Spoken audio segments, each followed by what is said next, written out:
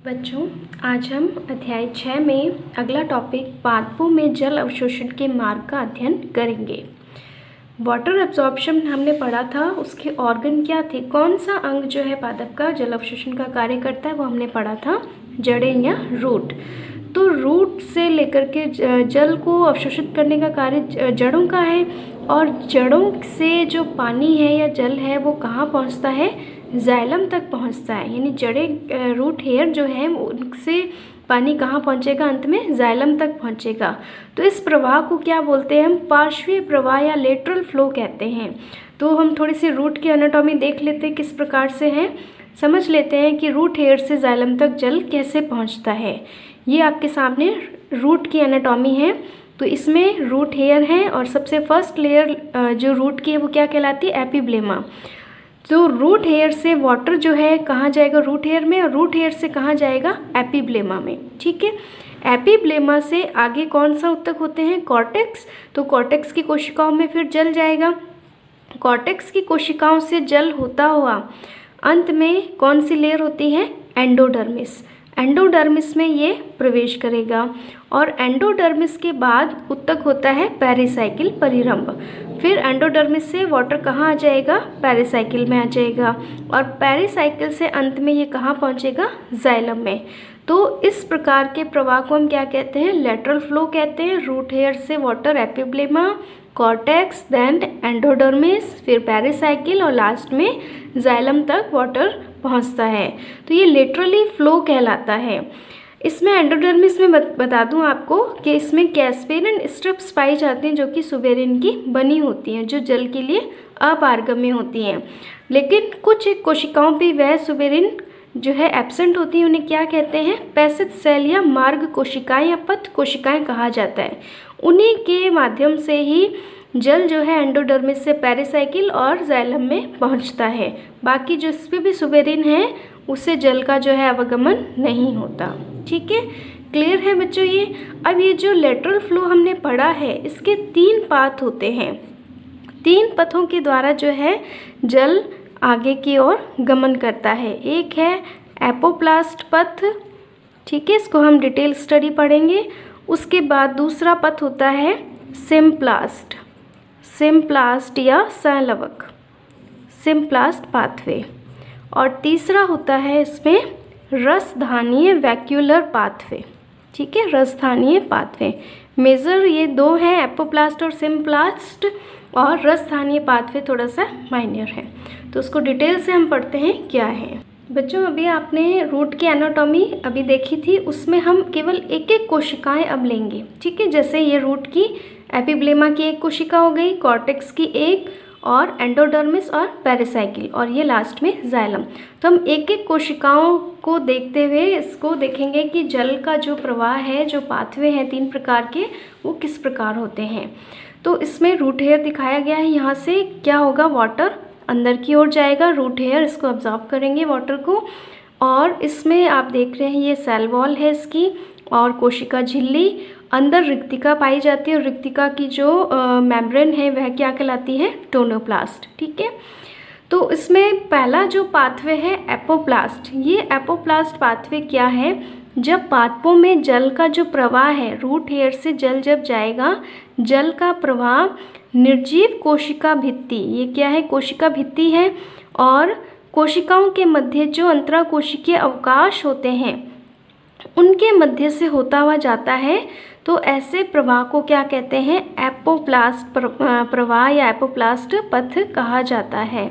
वापस से समझ लो इसको, एपोप्लास्ट पथ क्या है, पादपों में जल का प्रवाह निर्जीव कोशिका भित्ति, क्योंकि कोशिका भित्ति निर्जीव होती है, और कोशिकाओं के मध्य जो अंतराकोशिकीय अवकाश हैं इनके मध्य से होता हुआ, सेल वॉल और जो अवकाश है उनके मध्य से होता हुआ अगर ये वाटर आगे जाता है, तो ऐसे पथ को क्या कहते हैं, एपोप्लास्ट पथ कहा जाता है। और यह प्रवाह जो होता है अनियंत्रित और विसरण के द्वारा होता है, क्योंकि आप देख रहे हो कोशिका भित्ति और अंतराकोशिकीय जो अवकाश है उनके मध्य कोई भी मेम्ब्रेन नहीं आ रही है। तो इसमें जो जल का प्रवाह होता है कैसा होता है, किस प्रकार से होता है, विसरण के द्वारा होता है। ठीक है, और विसरण के द्वारा हो रहा है तो अनियंत्रित होता है। और ये मार्ग जो है बिना प्रतिरोध वाला होता है, ये भी ध्यान रखना, इसमें कोई भी प्रतिरोध मेम्ब्रेन वगैरह नहीं आती है और ये बिना कोशिका कलाओं के होता है। क्लियर है? 2-3 बातें याद रखनी है। एपोप्लास्ट पथ निर्जीव कोशिका भित्ति और कोशिकाओं के मध्य उपस्थित अंतराकोशिकीय अवकाशों के द्वारा होता है। ये आप देख रहे हो वाटर का मूवमेंट जो अंतराकोशिकीय अवकाशों के द्वारा हो रहा है। यहाँ पे आप देख रहे हो वाटर का मूवमेंट रुक जाता है क्योंकि ये क्या है, ये है कैस्पेरियन पट्टिका। अभी आपको बताया था कैस्पेरियन स्ट्रिप किसकी बनी होती है, सुबेरिन की। तो इसमें वाटर जो है आगे नहीं जाएगा क्योंकि वह अपारगम्य होती है जल के लिए। तो वाटर अब जो है अब दूसरे जो अन्य पाथ हैं उनके द्वारा जो है आगे गमन करेगा। यहाँ पे एंडोडर्मिस तक आके ये एपोप्लास्ट जो है यहीं तक पाया जाता है। क्लियर है? दूसरा एक चीज़ आपको बता दूं कि पारकला परिपथ क्या होता है। ट्रांस मेम्ब्रेन जो पाथवे है, ट्रांस मेम्ब्रेन पाथवे, ये क्या है, ये है, इसमें आप देख रहे हो कि जो एपोप्लास्ट आपने पाथवे पढ़ा उसमें कोई भी कोशिकाएं कलाएं नहीं आ रही हैं। तो जड़ों की जो एंडोडर्मिस है उसमें कैस्पेरिन स्ट्रिप्स हैं जिन पर क्या होता है, सुबेरिन पाया जाता है, जो जल के लिए क्या होती है, अपारगम्य होती है। अतः एंडो जो डर्मिस है उससे एपोप्लास्ट द्वारा प्रवाह नहीं हो सकता।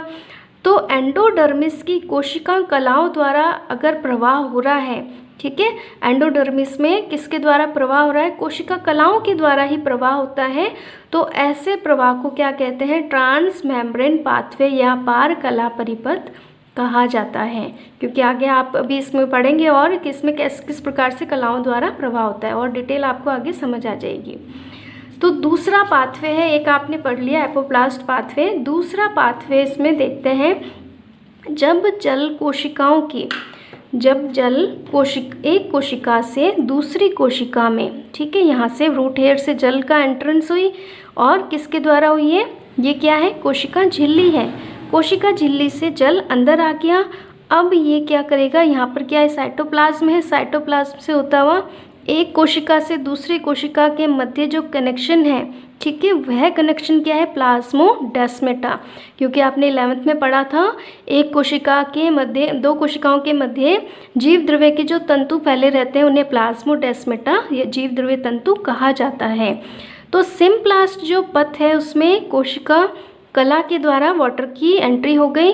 अब ये जो आगे एक दूसरी कोशिका में जल जाएगा वह कहाँ से होता हुआ जाएगा, केवल प्लाज्मोडेस्माटा से होता हुआ जाएगा। ठीक है, इसमें ध्यान रखना है, प्लाज्मोडेस्माटा से जल जो है वो जाता है। इस पथ को क्या कहते हैं, सिम्प्लास्ट पथ कहा जाता है, सिम्प्लास्ट पाथवे बोला जाता है। क्लियर है? दूसरी बात इसमें याद रखनी है आपको कि इसमें जो प्रवाह होता है वाटर का वह ऑस्मोसिस, परासरण क्रिया के द्वारा होता है। क्योंकि अभी आपने देखा कोशिका कला के द्वारा जो है जल आगे जा रहा है, ठीक है, कोशिका कला से होते हुए जा रहा है। तो अगर जहाँ मेम्ब्रेन आ गई वहाँ पर क्या होगा, ऑस्मोसिस होगा। इसे सजीव पथ भी कहते हैं क्योंकि कोशिका कला क्या है, सजीव है। ऊर्जा की भी आवश्यकता होती है और ये अधिकतम प्रतिरोध वाला मार्ग होता है। इसमें जो प्लाज्मोडेस्माटा से जब ये गुजरता है जल तो काफ़ी इसको अवरोध जो है वो झेलना पड़ता है। ठीक है, सिम्प्लास्ट समझ आ गया। जब एक कोशिका से दूसरी कोशिका में जल किसके द्वारा जाता है, जीव द्रव्य तंतुओं से होता हुआ जाता है, प्लाज्मोडेस्माटा से होता हुआ जाता है, तो ऐसे सिम्प्लास्ट पथ कहा जाता है। तीसरे प्रकार का जो पाथवे है वह है वैक्यूलर या रसधानीय पाथवे। ये क्या है, इस प्रकार के प्रवाह में जल जो है एक कोशिका से दूसरी कोशिका में किसके द्वारा, जीव द्रव्य कला के द्वारा प्रवेश करता है। जीव द्रव्य कला के द्वारा प्रवेश करता है, न कि प्लाज्मोडेस्माटा के द्वारा। जैसे इसमें जल आ गया, अब इसमें क्या होगा, रिक्तिका में प्रवेश करेगा। रिक्तिका से वापस जो जाएगा ये प्लाज्मोडेस्माटा से होता हुआ नहीं जाएगा। ठीक है, ध्यान रखना, मेन सिम्प्लास्ट और वैक्यूलर में अंतर यही होता है कि यह प्लाज्मोडेस्माटा से नहीं जाता है, यह किसके द्वारा जाता है, जीव द्रव्य कलाओं के द्वारा जाता है। इसमें यहाँ से प्रवेश करेगा, टोनोप्लास्ट में प्रवेश करेगा, फिर रिक्तिका में प्रवेश करेगा, फिर वापस जो है ये जीव द्रव्य कलाओं से होते हुए फिर टोनोप्लास्ट से प्रवेश करेगा, फिर रिक्तिका, इस तरह से ये आगे चलता रहेगा। तो इसमें बस अंतर याद रखना है, ये प्रवाह क्या है, रसधानीय प्रवाह है। सिम्प्लास्ट और रसधानीय में प्रमुख अंतर यही है कि सिम्प्लास्ट में प्लाज्मोडेस्माटा से जाता है, जबकि रसधानीय में प्लाज्मोडेस्माटा से नहीं जाता। जीव द्रव्य कलाएं और टोनोप्लास्ट के रसधानी के माध्यम से एक कोशिका से दूसरी कोशिका में जल जाता है। क्लियर है। और इसमें भी जल जो है परासरण क्रिया, क्योंकि इसमें भी मेम्ब्रेन के द्वारा जो है पास आउट हो रहा है जल, तो परासरण क्रिया के द्वारा ही जल इसमें क्रिया जो है होती है। इसमें भी एनर्जी की आवश्यकता होती है। तो तीनों पाथ आपको समझ आ गए। वापस से एक बार बता रही हूँ, एपोप्लास्ट कोशिका भित्ति और अंतराकोशिकीय अवकाशों से होता हुआ जाता है जल, उसे एपोप्लास्ट कहते हैं। सिम्प्लास्ट जब जीव द्रव्य कलाओं से और जीव द्रव्य तंतु से होता हुआ जाता है तो इसे सिम्प्लास्ट कहते हैं। रसधानीय प्रवाह जीव द्रव्य कलाओं के द्वारा टोनोप्लास्ट के माध्यम से रिक्तिकाओं के मध्य से होता हुआ जाता है, न कि प्लाज्मोडेस्माटा के माध्यम से, तो उसे रसधानीय पथ कहते हैं। क्लियर है तीनों में अंतर। अगला हमारा टॉपिक है बच्चों, जल अवशोषण को प्रभावित करने वाले कारक। किन किन कारकों की वजह से जल अवशोषण प्रभावित होता है। तो सबसे पहले हम देखते हैं प्राप्य मृदा जल, ठीक है, अवेलेबल सॉइल वाटर। तो अगर मृदा में जल पर्याप्त मात्रा में है, अगर अधिक मात्रा में है तो जल अवशोषण की क्षमता भी क्या होगी, अधिक होगी। ये थोड़ा सा कंफ्यूजिंग है, इसको समझ लेते हैं पहले। वाटर होल्डिंग कैपेसिटी या जल धारण क्षमता क्या है, ठीक है। गुरुत्व बल द्वारा मृदा से निष्कासित, यानी जब मृदा में जल आया तो गुरुत्व बल के द्वारा मृदा जल में से निष्कासित हो गया। उसके बाद अतिरिक्त जल की मात्रा के पश्चात मृदा में शेष बची जो जल की मात्रा है, ठीक है, उसे क्या कहते हैं, वाटर होल्डिंग कैपेसिटी या जल धारण क्षमता कहते हैं। गुरुत्व बल के द्वारा मृदा से अतिरिक्त जल नीचे खींच लिया जाता है और मृदा में जो है फिर उसके बाद जो जल बच जाता है उसे ही क्या कहते हैं, वाटर होल्डिंग कैपेसिटी कहते हैं, ठीक है। जैसे कि अब जब गमले में पानी डाला जाता है तो आसानी से जो है मिट्टी उसे सोख लेती है, तो वो क्या होती है, जब तक वो अपने अंदर लेती रहती है जल को, तो वो क्या है, उसकी वाटर होल्डिंग कैपेसिटी है। लेकिन आप डालते जा रहे हो पानी तो क्या रहेगा, वो पानी के जो है गमले में पानी जो है ऊपर आ जाएगा, मिट्टी के ऊपर जो है काफ़ी सारी पानी इकट्ठा हो जाएगा। तो वो स्थिति में वाटर होल्डिंग कैपेसिटी से ज़्यादा मात्रा में पानी हो जाएगा। उस स्थिति में जल अवशोषण क्षमता प्रभावित होगी। जैसे मान लो इसे इस तरह से समझ सकते हैं कि ये लाइन है, ठीक है, ये क्या है, वाटर होल्डिंग कैपेसिटी है, वाटर होल्डिंग कैपेसिटी। और यहाँ पर जो पानी बचा है ये क्या है, अवेलेबल सॉइल वाटर, प्राप्य मृदा जल। और इससे भी अगर कम हो जाए, जैसे आपने पानी दिया, ठीक है, ये क्या है लाइन इसकी, वाटर होल्डिंग कैपेसिटी, और इसके अंदर जो पानी आ गया वाटर होल्डिंग कैपेसिटी से जो अंदर पानी उपलब्ध है वो क्या है, पौधे उसको एब्जॉर्ब करेंगे, तो वो अवेलेबल सॉइल वाटर है। उस समय जल अवशोषण की क्षमता अधिक होगी। लेकिन उससे भी अगर पानी कम हो गया तब इस स्थिति को क्या कहेंगे, म्लानी कहेंगे, ठीक है। वाटर होल्डिंग कैपेसिटी से अधिक मात्रा में पानी डाल दिया, उस समय जो जल अवशोषण की क्षमता है वो क्या होगी, कम होगी। जैसे गमले में बहुत अधिक पानी डाल दिया है तो जल अवशोषण नहीं होगा। तो अतिरिक्त जो जल को निष्कासित करने के पश्चात जो मृदा में जल रह जाता है, जो पौधों के लिए पर्याप्त होता है, उपलब्ध होता है, उसे ही वाटर होल्डिंग कैपेसिटी कहते हैं। और वाटर होल्डिंग कैपेसिटी से भी कम मात्रा में, यानी अवेलेबल जो सॉइल वाटर उससे भी कम मात्रा में अगर पानी हो तो क्या होगा, पौधे क्या होंगे, मुरझा जाएंगे। उसे इस टर्म से समझ सकते हैं स्थायी म्लानी प्रतिशतता, ठीक है। क्या है ये, मृदा जल की वह प्रतिशतता जबकि उसमें उगे हुए पौधे की पत्तियां प्रथम बार जो है स्थायी या म्लानी विल्टिंग प्रदर्शित करें, ठीक है। पहली बार जो है वो विल्टिंग को या म्लानी को या मुरझाने को शो करे, तो इसे क्या कहते हैं, स्थायी म्लानी प्रतिशतता कहते हैं। जो अवेलेबल सॉइल वाटर है वो वाटर होल्डिंग कैपेसिटी और स्थायी म्लानी प्रतिशतता के बीच में होना चाहिए, तभी उस स्थिति, वह स्थिति जो है आदर्श स्थिति मानी जाती है अवशोषण के लिए। समझ आ गया। दूसरा जो फैक्टर है वह है मृदा वातन, सॉइल एरेशन। जो मृदा के कण हैं उनके बीच में वायु उपस्थित रहती है, जो कि जड़ें जो है उसमें श्वसन के दौरान उसका प्रयोग में लेते हैं। तो जो अच्छे एरेशन वाली, अच्छे वातन वाली जो मृदा है उसमें जल अवशोषण की जो क्रिया है वह सही स्थिति में होती है। ठीक है, अच्छे वातन वाली मृदा में जो अवशोषण की क्रिया है वह अधिकतम होती है। ठीक है, जैसे कि दोमट मृदा है उसमें पर्याप्त मात्रा में मिट्टी के कणों के मध्य वायु जो है उपस्थित रहती है। इस स्थिति में श्वसन अच्छे से करेगी मृदा, ये जड़ अच्छे से श्वसन करेगी और अवशोषण भी जो है अच्छे से हो पाएगा। लेकिन अगर उसमें बहुत सारा पानी डाल दें तो क्या होगा, जल अक्रांत की स्थिति आ जाएगी। उनसे वायु, कणों के बीच में से वायु निकल जाएगी और उसकी जगह कौन आ जाएगा, जल आ जाएगा। तो जड़ों को पर्याप्त मात्रा में ऑक्सीजन नहीं मिल पाएगी और अवशोषण भी वह कम करेंगी। तो पर्याप्त जो है कणों के बीच में वातन होना ज़रूरी है। तीसरा है इसमें मृदा तापमान।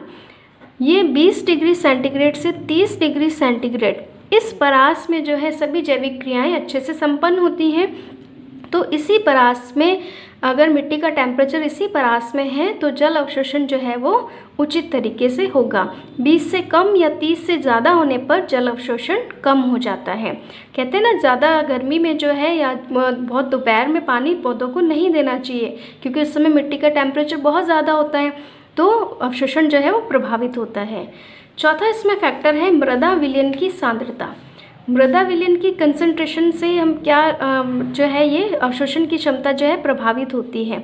जैसे रूट हेयर है, हम देखते हैं इसके पास जितनी भी मृदा है, ठीक है, उसमें उपलब्ध जो जल है, जल के साथ खनिज लवण भी होंगे। अगर मृदा जल में खनिज लवणों की मात्रा बढ़ जाए तो क्या होगा, यहाँ जो मृदा जल का विलयन है वह क्या होगा, सांद्र हो जाएगा। और सांद्र होगा तो मृदा जो जड़ की जो कोशिका है उससे पानी बाहर आ जाएगा, क्योंकि बाहर की अति पराशरी विलयन है। ठीक है, एक्सोस्मोसिस हो जाएगा। तो सांद्र अगर मृदा जल विलयन है तो उसमें जल अवशोषण की क्षमता क्या होती है, कम हो जाती है। यही अगर तनु विलयन है, ठीक है, तो जल अवशोषण की क्षमता क्या होती है, बढ़ जाती है। ठीक है।